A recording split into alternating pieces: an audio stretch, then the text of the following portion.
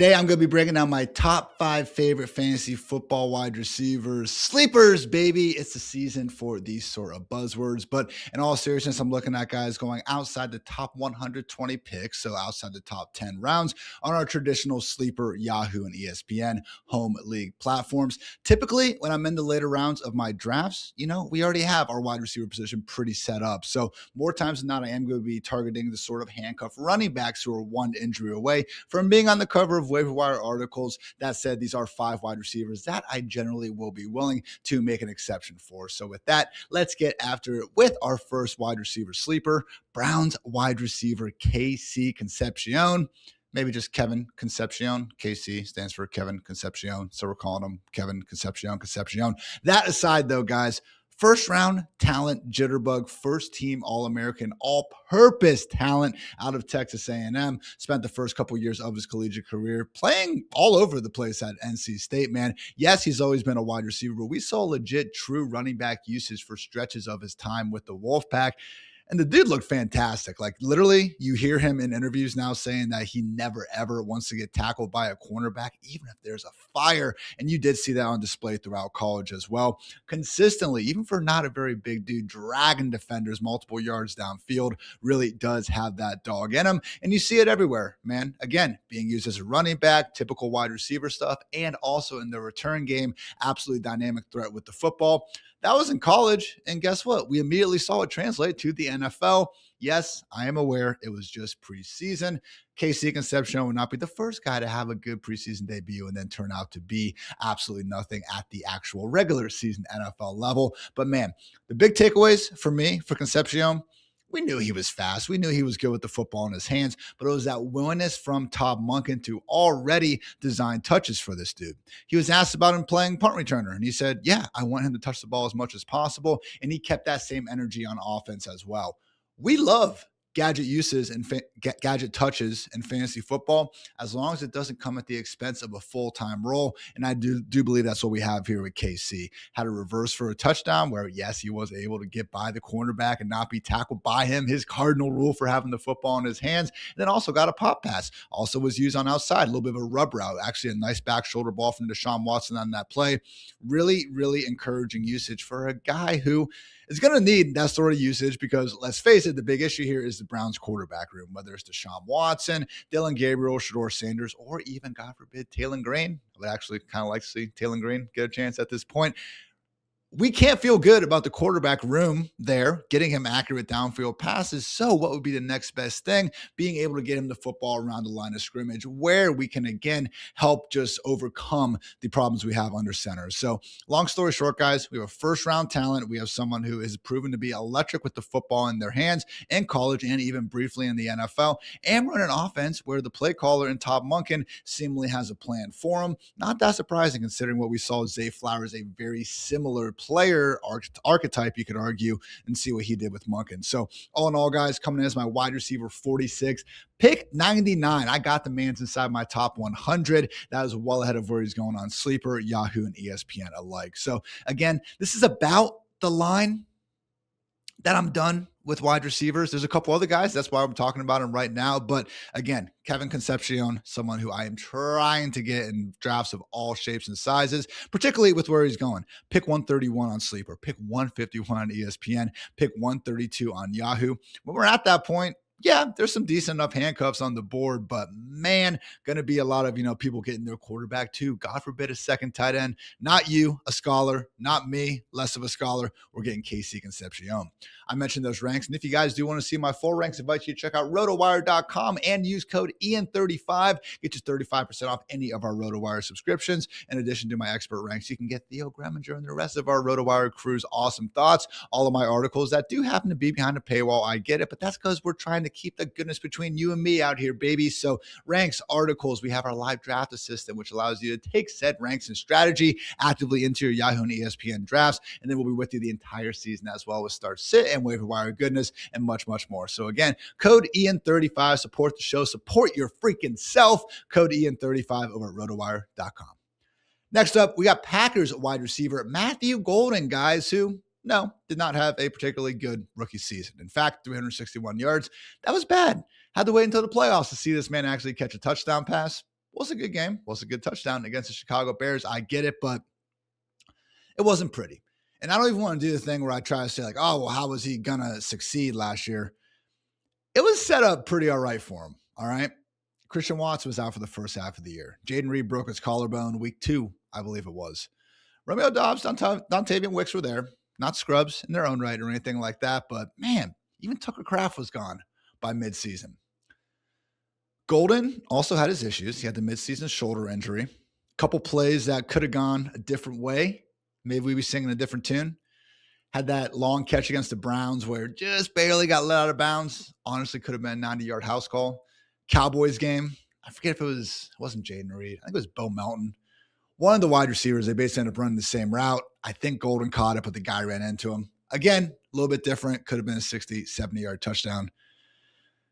Still 361 yards. Given those two plays, we're talking a little over 500. It's not great, but new year, new Matthew Golden, new Packers offense, man. We have Christian Watson, Jaden Reed, and Matthew Golden, and that's pretty much it. Had an awesome interview with Eli Berkowitz, awesome, Green Bay Packers beat reporter. You guys can check that out on this channel if you so desire, but it's a free country, so I get it. Anyway, the big talking point from Eli, Jordan Love is looking this dude's way a lot in practice, and we weren't seeing the same wide receiver rotation. Savion Williams was out there. Bo Melton's out there. But they're not out there with the first-team offense in the same way that we were seeing these dudes rotated in the past. Look, we've gone over the Jaden Reed multi-tight end stuff, all right? It's also been an offense in the past where we were seeing these other dudes in and out of the lineup at a freaking dire pace, man. Again, we go over the numbers. Slowest moving offense of the past 25 plus years per the great Lord Rebar. As much as I look at the bust list of first-round rookie wide receivers who failed to get 500 yards as a rookie, it is a Packers organization that we've seen this before. They brought up their wide receivers a little bit more slowly during the Aaron Rodgers heyday sorts of years. And we like the offense. We trust Matt LaFleur. We should trust Jordan Love. Look at those numbers. They're really freaking good, all right? I'm not saying Jordan Love's a top 5 quarterback, but the efficiency numbers say he is. Maybe it's more of a system. All right. Now Matthew Golden's a big part of that system. And that's the big part for me, man. 2 wide receiver sets. We saw in the preseason. We saw it at Packers family night. We've heard about it in practice. It's Christian Watson and Matthew Golden and a well-designed offense with a quarterback that numbers-wise on a piece of paper is as good as any. We don't get extra points in Fantasyland for style points. Matthew Golden's looking like someone with 100-plus target upside, first-round talent, speed to take pretty much anything to the house. Would it have been cooler if we saw more of this on display in year 1? Yes. But it's an offense that's being more condensed, that allegedly wants to move the ball faster. And maybe, just maybe, man, with their starting running back already dealing with a groin injury and in legal trouble, throws the football around the yard a little bit more. I don't know if that defense is going to be ready to just be leaned on. Micah Parsons going to be out for a bit to start the year. Didn't love Jonathan Gannon's work in Arizona. Is that a hot take? I don't think it should be. I got Matthew Golden as my wide receiver 44. I got him ahead of Makai Lemon, who still can't get on the field with a hamstring injury. And even once he does, man, who's to say he's not going to be the 3rd most productive pass catcher behind Devontae Smith and Dallas Goedert? Even Dontavian Wicks doing some things there. I got Matthew Golden ahead of Xavier Worthy. Similar bet, but more love for, I would say, Golden over Worthy, particularly with future Hall of Famer Cyrus Allen coming up through the ranks. I got Matthew Golden ahead of Alec Pierce too. Would he be ahead of Alec Pierce if Pierce wasn't dealing with this ankle injury that's going to last God knows how long? No, he wouldn't. But we're also not living in that version of this simulation that we call life. So Matthew Golden for me, going outside the top 130 on Sleeper. Going pick 129, wide receiver 57 on Yahoo. He's a little bit more priced up on ESPN. Probably not going to be getting a bunch of exposure to him there if I'm having to take him as a wide receiver 40. But again, other spots, you don't have to. Love me some Matthew Golden. My 3rd wide receiver sleeper ahead of 2026 fantasy drafts. Give me Rashid Shaheed, Super Bowl champion Rashid Shaheed.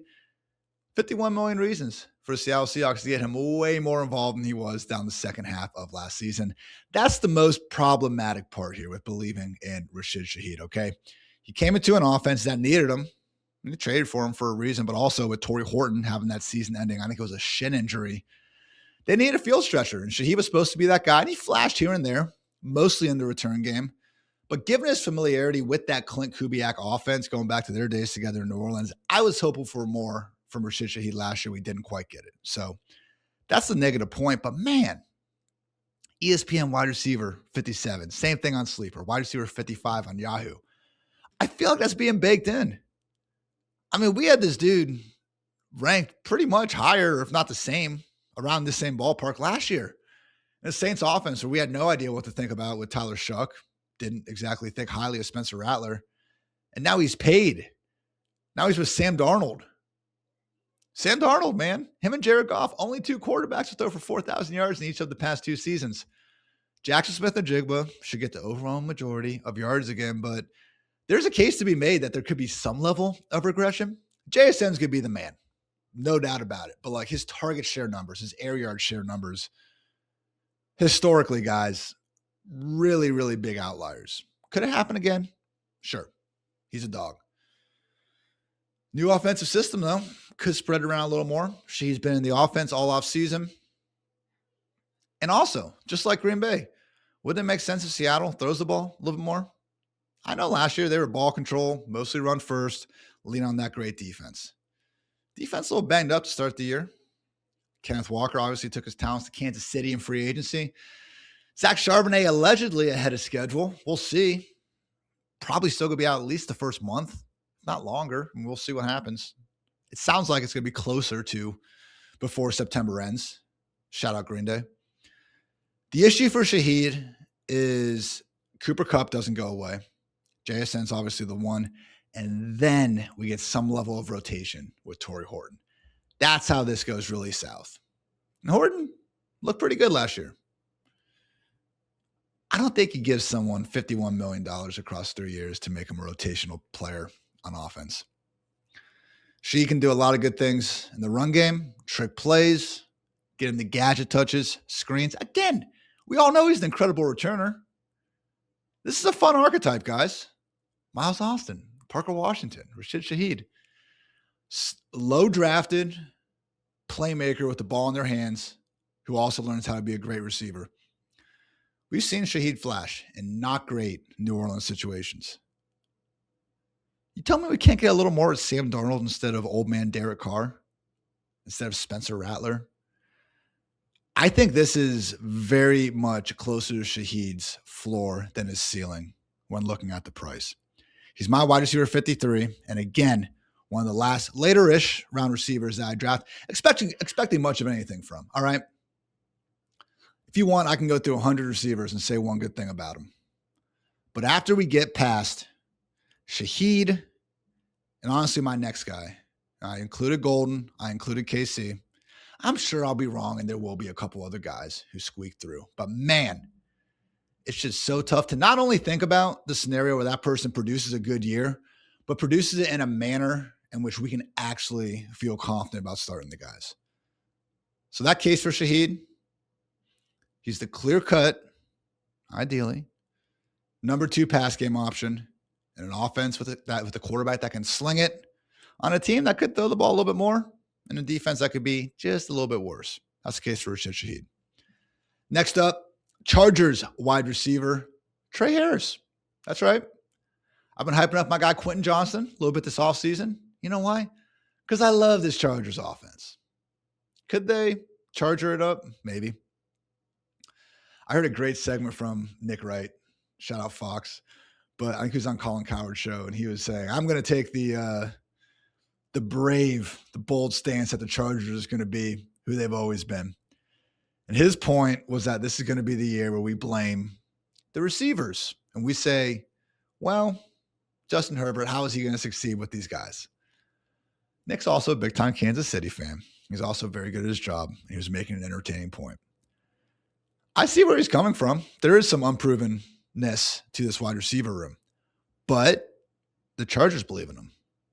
One of the most underrated nuggets I've read in the ESPN training camp series. Awesome stuff. You guys should seriously check it out. Ben Solak, Mike Graziano, and Jeremy Fowler have been going all around training camps. They give a nice report about what they've been hearing, and then they even do some fancy nuggets.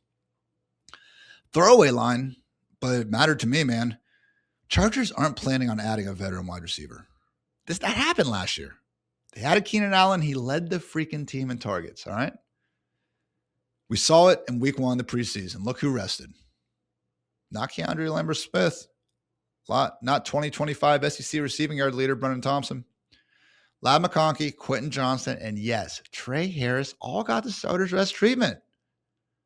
That's a big deal to me, man. And just because you played doesn't mean you're not going to be involved. Kamani Vidal was out there. Arande Gaston was out there, but it's a plus for Keaton Mitchell. He rested. It's a plus for Charlie Kolar and David Njoku that they rested. And it is a plus for Tre Harris that he rested too. Started to get going a little bit down the stretch of last year. But man, the biggest thing here, put most simply, is a guy who's literally going undrafted on ESPN and Yahoo, is a top 3 wide receiver for a Justin Herbert, Mike McDaniel-led offense that looks capable of doing some huge things this year, man. Maybe they won't. Maybe the O-line will get injured again. Maybe Herbert is closer to a top 10 quarterback than a top 1 quarterback, which is probably fair. I think he's probably like 5th or 6th, all right? Even the haters, you probably can't name more than 10 quarterbacks you would objectively rather start a franchise with, you know? Tre Harris, man. You look at what he did at Ole Miss. Freaky yards per route run numbers. This dude, if he didn't get injured during his last year in college, he was looking at having one of those like Justin Blackman sort of years where they just did not miss over the course of 12, 13 straight games. In 8 games with 2024 Ole Miss, he had 1,000 yards, man. 7 scores. His worst game was 81 yards. Madness. Is the gap in ADP between Quentin Johnston and Tre Harris probably too big? Maybe. I think you can argue, though, that Quentin Johnston is priced fine and Tre Harris is the one that's too damn cheap. Wide receiver 74 on Sleeper. Justin Herbert has thrown for 5,000 yards before, guys. That happened. I think the offense will run a decent amount. I wouldn't say it's a given, though. Who do you want to build around? Justin Herbert or Myron Hampton? You want to keep Justin Herbert safe and fresh. And if you can win games with a still very solid defense, even though Jesse Minter's gone, lean on Hampton. I get it. I don't think Herbert's going to lead the league in pass attempts necessarily, but this idea that Harbaugh and Mike McDaniel are just going to be against airing out the ball, I think that might be their best pathway to winning, man. Justin Herbert is in the top 5 preseason MVP stuff. You see his name up there near the leaderboard in the passing yards, passing touchdowns, all those categories. He's going as a top 10 fantasy QB. If you are of the opinion that Quentin Johnston is just going to drop everything and is overrated, you're a little bit wrong. But hey, draft Tre Harris. That's the answer. We love the offense. Tre Harris is the cheapest starter. We know they like him enough to rest him in the preseason alongside their other starters. He is absolutely free. There's also a scenario, guys. They got Kolar, Njoku, Gaston. They brought in Alec Ingold, I believe, fullback. We're going to see some heavy formations. There's going to be some sort of rotation between Lag, QJ, and Harris. Tyreek and Waddle with McDaniel didn't post these 90% route rates like a lot of other wide receivers. Didn't matter because they made the most out of those routes. And when they got targets, especially Tyreek, a lot of them were in motion. A lot of them were in heavy sets. We like heavy sets, guys, as long as it doesn't come at the expense of playing time. I'd rather have Tre Harris out there, 65, 70% routes and heavy sets where you're competing against Charlie Kolar, against Alec Ingold for targets, instead of just 100% routes, but it's 11 personnel where Ladd and QJ are going to get going. Might have to run the numbers on that, make sure I'm right, but I think you guys get what I'm saying. I have Tre Harris ranked wide receiver 58. I have him ahead of Deshaun Stribling.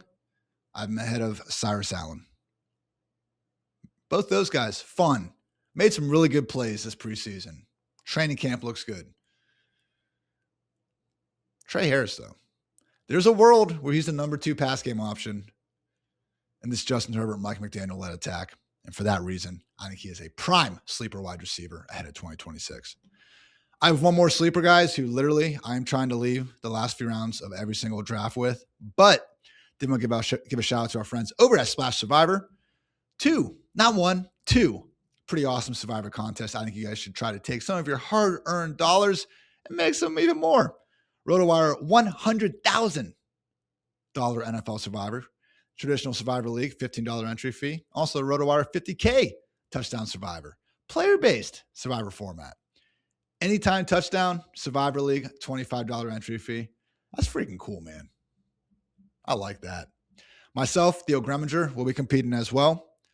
Maybe 100,000, maybe 50,000. Maybe you don't need that money. Maybe you just want to beat my stupid freaking face in, all right? But you can't do that because you probably get sent to prison, physical assault. Just I wouldn't press charges, but maybe you punch me in a public place.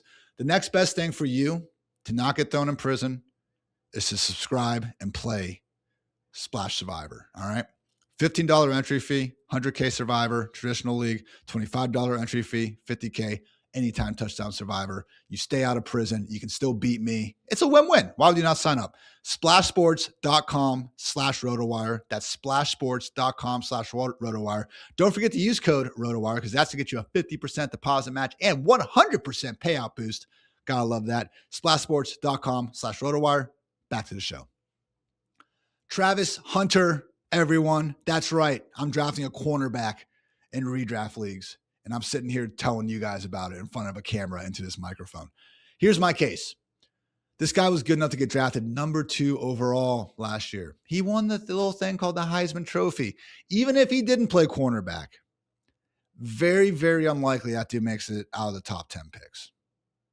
No way he makes it out of the first half of the round 1. Just wouldn't happen. He looked good. He looked good with his opportunities last year. I didn't even draft a lot of Travis Hunter because I'm sure when you guys hear about Travis Hunter from people who did, they bring up the 100 yards and a touchdown. Oh my God, Liam Cohen said they were going to throw him the ball. Liam Cohen said nice things about Travis Hunter the entirety of last offseason. Why wouldn't he? He's his number 2 overall pick. He had 100 yards and a touchdown, down 4 scores in like England, wherever that game was against the Rams. Cool, fine, good job. I pushed back on the idea that he was about to go off and just be his top 10 wide receiver the rest of the way. But I will not push back on the idea that Hunter looked legit with his opportunities that year, even before that silly blowout-induced stat line.